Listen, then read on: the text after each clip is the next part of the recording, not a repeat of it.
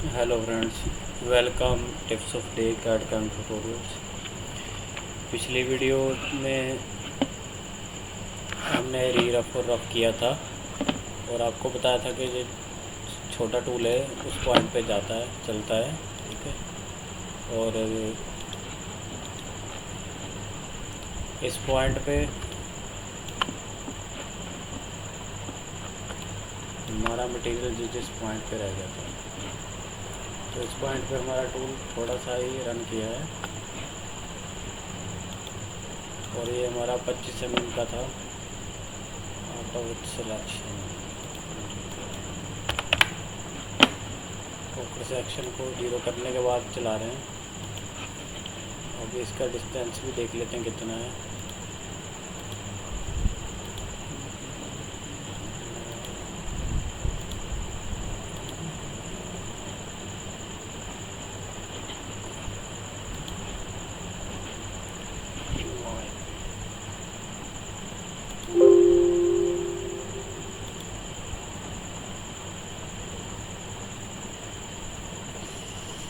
दस मिलीमीटर की इसकी लाइन है।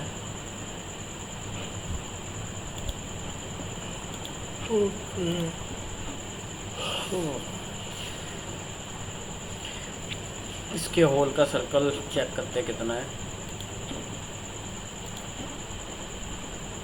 इसमें होल का डायमीटर हुआ, end to end point check करेंगे।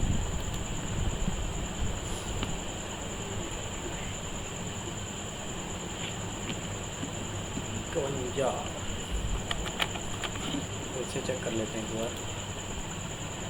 ये पॉइंट से लेके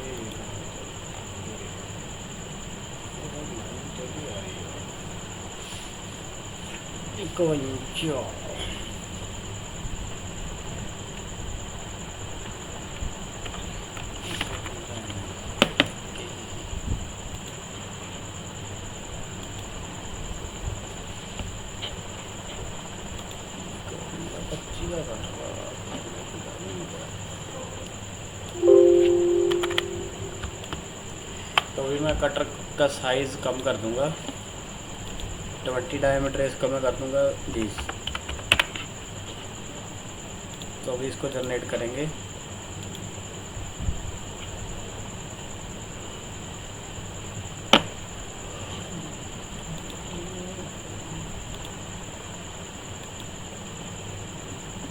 तीस mm डाया होल का इसका। तो इस पॉकेट में भी ये टूल हमारा चलेगा। 30 नहीं, स्टेप ओवर की वजह से इस पर भी नहीं चलेगा। इसके बाद साथ में मैं एक फिनिशिंग का प्रोग्राम बनाता हूँ। तो कटर यही रखेंगे, ठीक है। और यहाँ पे स्ट्रैटजी चेंज करेंगे, ओनली जेड लेवल रखेंगे, ठीक है। और यहाँ पे जेड की जो फिनिशिंग रखेंगे इस पॉइंट तक रखेंगे, जो लोअर पॉइंट है उसको वहाँ तक ले जाते हैं, ठीक है। वो लोअर वाला पॉइंट है यहाँ, ये वाला, ठीक है। और step over, wind expand auto, ठीक है। Section cut, okay. और इसमें हम मार्जिन नहीं रखेंगे और स्टेप डाउन पॉइंट का रखेंगे, ठीक है। और इसको ओके कर लेते हैं। और यहाँ पे लीड इन और लीड आउट हमें जरूर फिल करना है। कॉर्नर स्मूथिंग हमें 0 कर देना है, ओके।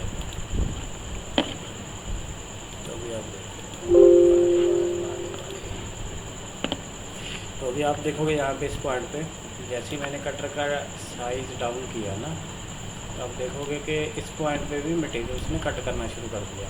हालांकि पूरी डेप्थ तक नहीं गया है क्योंकि आगे जाके वो टेपर है। यहाँ पे एक अलग से हमें टूल चलाना पड़ेगा, पतला टूल। वो हम कैसे चलाएंगे वो मैं आपको बताऊंगा। पहले मैं आपको फिनिशिंग का बताता हूँ। तो मैं जेड लेवल फिनिशिंग को एक्सिक्यूट कर रहा हूँ।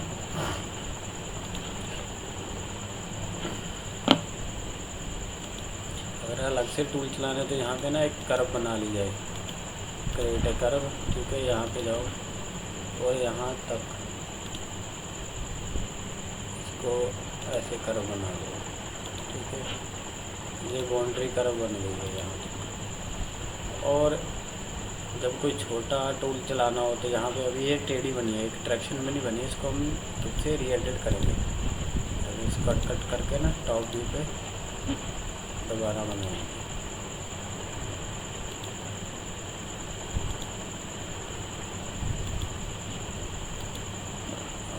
ओके, आप सही बनिए। तो इसका ये होता है कि इसके अंदर अंदर हमारा टूल चलेगा। मान लीजिए अभी मैं आपको दिखाता हूँ।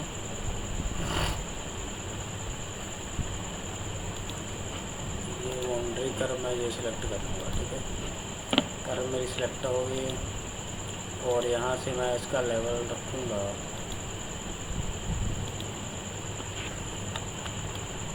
यहाँ तक, ये लेवल, ठीक है।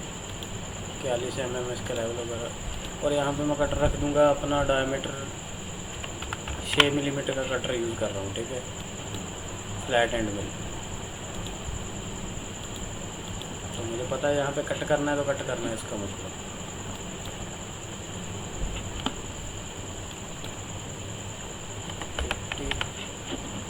फिफ्टी लेंथ रख दूँगा मैं इसकी, ठीक है। और stroke down step over auto, ये ठीक है। स्टेप डाउन तो चलो कोई दिक्कत नहीं इसकी। तो इसको मैं एग्जीक्यूट करता हूँ तब तक, ठीक है। और इसको मैं कट कर देता हूँ। तो अभी देखते हैं जेड लेवल फिनिशिंग हमारी कैसी हुई है। तो देखिए जेड लेवल फिनिशिंग में भी आप एक चीज़ देखोगे कि रीटेक बार बार हो रहा है ना। अगर मैं इसको रन भी करके दिखाऊंगा प्रोग्राम तो चल सही रहा है। किस किस पॉइंट पे इसने छोड़ दिया, वो किस किस पॉइंट पे इसने छोड़ा उसको, ये जो फ्लैट एरिया है ना उस पॉइंट पे उसको छोड़ दिया इसने।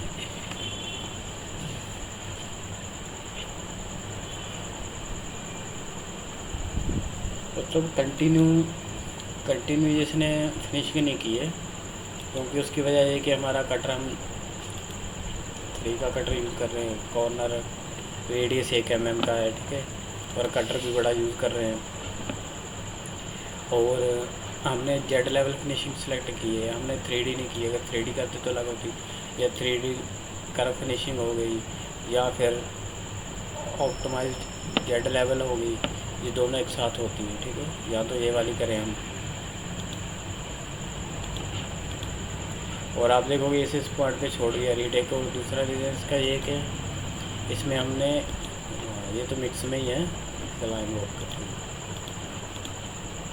तो पहले मैं आपको ये दिखाता हूँ। अभी आप देखोगे कि जिसमें मैंने कर्व लगाई थी, जिस कर्व के एरिया में जितना मटेरियल आ रहा है वो सारा उस पर टूल हमारा चल रहा है। तो देखिए हमारी पूरी कटिंग यहाँ पे इस पॉइंट पे होगी। तो छोटा एंड मिल चलाया हमने, किया ग्लोबल रफ ही है, लेकिन जो यहाँ पे नहीं चल सकता था वहाँ पे हमारा टूल रन हुआ। इस पॉकेट में हमने अलग से टूल चलाया, ठीक है। और इसकी फिनिशिंग भी अलग से होगी। तो फिनिशिंग के लिए आपको क्या करना है, सबसे पहले हमें कटर डिफाइन करने पड़ेंगे। टूल हम बॉल एंड लेंगे, ठीक है।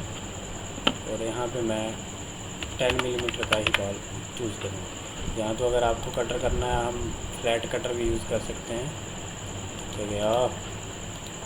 गोल कटर है तो इसका कॉर्नर रेडियस 1 mm है, ठीक है। तो हम इसका डायमीटर कम डायमीटर का भी ले सकते हैं, हम 16 का भी ले सकते हैं, ठीक है।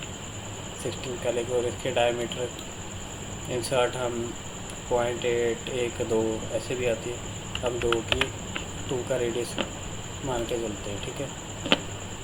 अब हम इसको रन करेंगे पहले प्रोग्राम को। और कट लेंथ का डिस्टेंस हमें यहाँ पे 1 ही रखना है, 1 और 10 के बीच रखना है, ठीक है।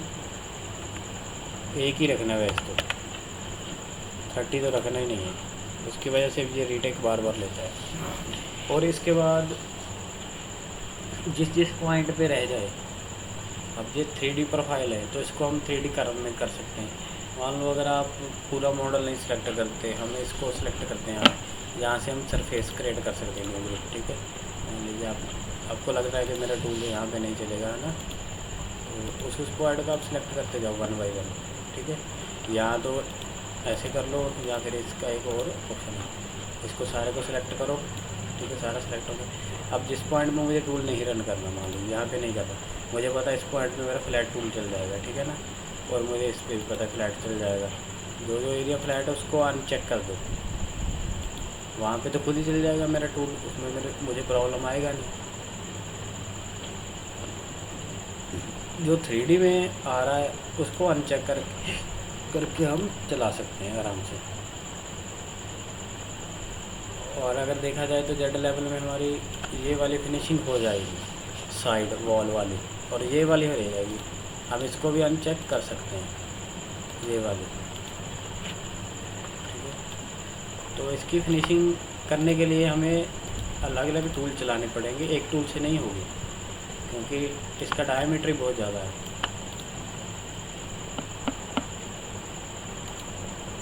उसके लिए हमें सरफेस पे और फिनिशिंग करनी पड़ेगी, साइड पे और करनी पड़ेगी, क्योंकि अगर हम एक ही फिनिशिंग स्ट्रैटेजी यूज़ करेंगे तो हमारा टाइम बहुत ज़्यादा वेस्ट होगा। तो अब राइट क्लिक करूँगा तो आप देखोगे ये ग्रीन हो गया, और यहाँ से हम चेक कर सकते हैं इसको, देखिए जहाँ जहाँ पे ये ग्रुप बन गया, ठीक है ना। तो अब इसमें क्या होता है कि जो पॉइंट हमने सेलेक्ट किया है ना उसी पे हमारा टूल चलेगा। ये ग्रुप बना लिया। अभी तो मैंने सिर्फ जेड लेवल का बता रहा हूँ आपको। जेड लेवल देखिए, जैसे ही मैंने टूल को छोटा किया, 20 था, मैंने 16 किया, टूल को छोटा किया, तो आप देख सकते हो कि वो हमारी फिनिशिंग साइड में हो रही है, पर ऊपर नहीं है, ठीक है ना। अगर इसी को मैं कन्वर्ट कर दूँ, इसी टूल को 3D ड्राइव में कन्वर्ट कर लेते हैं और इसको छोड़ देते हैं, ठीक है। इसको चलो मान लो पार्ट मिनिमम ही कर देते हैं, पार्ट मिनिमम सिलेक्टेड है, यहाँ तक है, ठीक है। और पार्ट मिनिमम कर दिया टोटल ओवरऑल 125। और इसके बाद मैंने यहाँ पे सरफेस सिलेक्शन, हमारा ग्रुप सिलेक्शन था, ओके, इसको फाइन कर लिया, ठीक है। तो इसको जनरेट करके दिखाता हूँ मैं आपको इसमें और जेड लेवल में क्या डिफरेंस है। कटर मैं वही यूज़ कर रहा हूँ, मैं बुल नोज़ यूज़ कर रहे हैं, इसमें हम फ्लैट नहीं यूज़ कर रहे।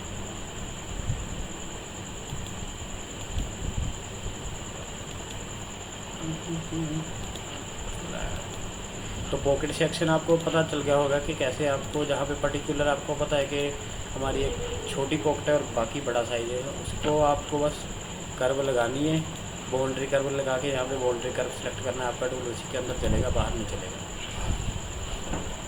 अगर बाहर भी चल जाएगा उसका भी कोई नुकसान नहीं है, वो कटेगा मॉडल के हिसाब से काटेगा, जब भी काटेगा।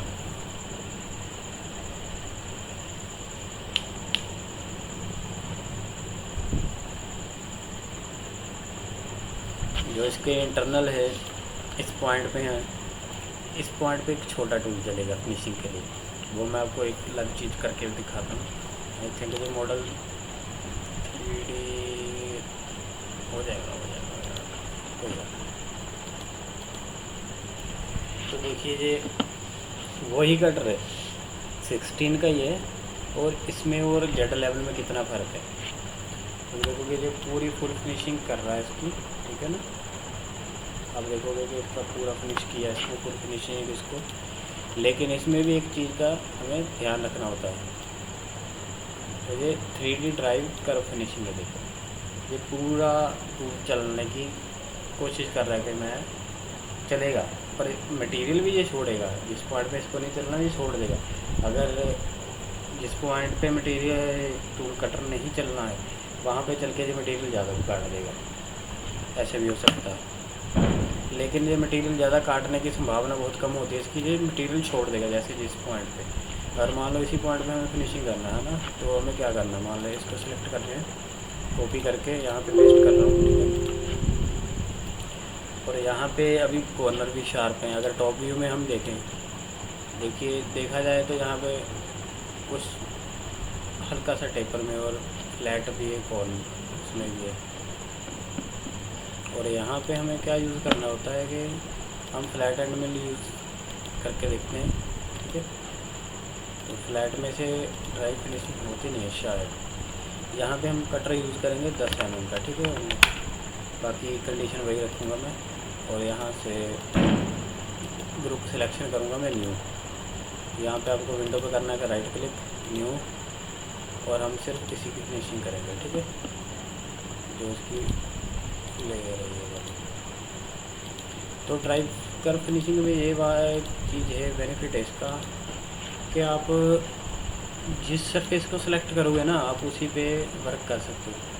ज़रूरी नहीं है कि आप, ये पक्का नहीं है कि सभी पे होगा। जैसे जेड लेवल में होता है कि पूरे के पूरे वर्क पीस पे रन होता है, वो चीज़ नहीं होती।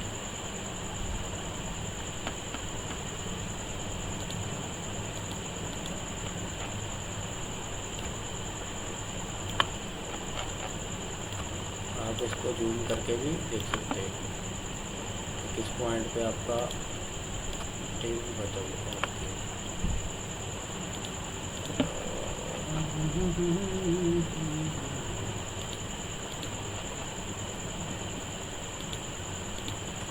जब आप इसको राइट क्लिक करोगे तो ये कलर चेंज करेगा, then okay okay okay okay.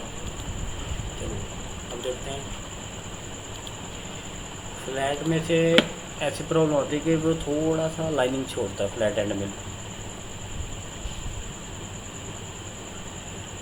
यहाँ पे रेडियस वाला ही, जिस पॉइंट पे 3D रेडियल प्रोफाइल आ जाता है ना, वहाँ पे हमारा कटर फ्लैट नहीं चलता है, वहाँ पे हमारा कटर दूसरा ही चलता है जो रेडियस वाला होता है, ठीक है।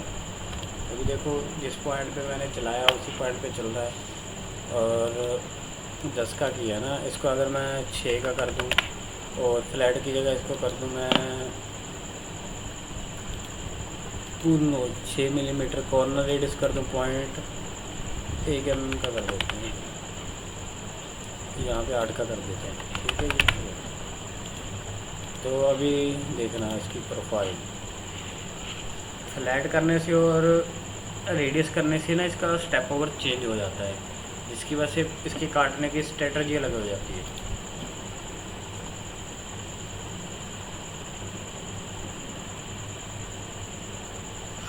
ये अभी 3D में प्रोफाइल है, इसमें क्या प्रॉब्लम है कि ये कैविटी नहीं है, ये बाहर की तरफ मॉडल है। अभी देखो छोटा एंड मिल गया तो आप देख सकते हो फिनिशिंग में कितना अंतर है, और ये फिनिशिंग में कितना अंतर है। ये चल तो ऐसे लग रहा है जैसे ऊपर ऊपर ही टूल चल गया। अगर इसको हमें रीचेक करना चाहे तो यहाँ पे क्या करेंगे, हम स्टॉक अपडेट करेंगे, ठीक है। स्टॉक अपडेट किया, हम इसको एग्जीक्यूट करेंगे, ठीक है। तो एग्जैक्ट मुझे पता चलेगा कि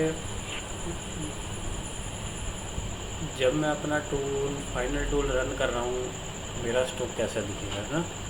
और यहाँ पे हम पार्ट में जाके ये वाला इसको एक्टिव करके हम देख सकते हैं कि कहाँ कहाँ मटेरियल बचेगा। और देखो अभी भी मटेरियल बच रहा है।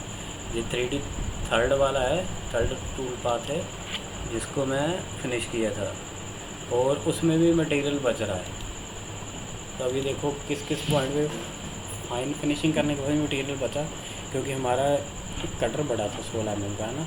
तो देखिए जो ग्रीन है उस पर सभी पे मटेरियल बचा हुआ, यहाँ इस पॉइंट पे ये। अगर इसी को ही मैं मान लो ऑफ कर दूँ, ठीक है, रीनेम नहीं होता ना, अच्छा रीनेम नहीं होता। अगर इसका देखें हम ये पॉइंट, ठीक है, ओनली ये वाला, तो इसको मैं पहले स्टॉक अपडेट करते हैं, ठीक है, और इसको एग्जीक्यूट कर रहे हैं। तो यहाँ पे अभी 4th टूल पाथ आ जाएगा, अभी आ गया, ओके। और यहाँ पे इसको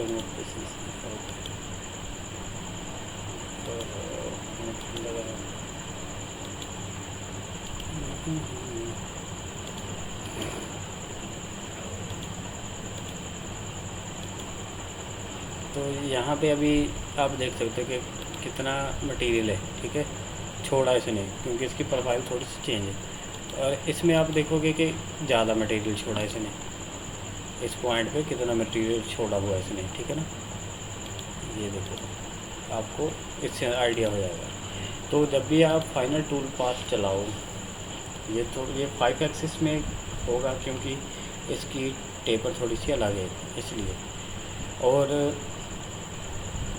इसमें जो जब भी आप फाइनल टूल चलाओ आपको यही चेक करना है, यहाँ पे जाके आपको देखना है कि कितना मटेरियल बचा हुआ है, और यहाँ से भी ठीक है। और एक चीज़ होती है यहाँ से आप चेक कर सकते हो कि मेरा मटेरियल कितना बचना है, आप यहाँ पे कंपाउंड कर सकते हो ठीक है। आपको पता चल जाएगा कि 1 mm से ऊपर कहाँ पड़ा है, 10 माइक्रोन के ऊपर कहाँ है, 10 माइक्रोन से ऊपर कहाँ है और 10 माइक्रोन से कम कहाँ है। जहाँ पे 10 माइक्रोन से कम है वहाँ पे रेड आ जाएगा ठीक है। तो यहाँ पे आप कंपाउंड करके भी चेक कर सकते हो ठीक है।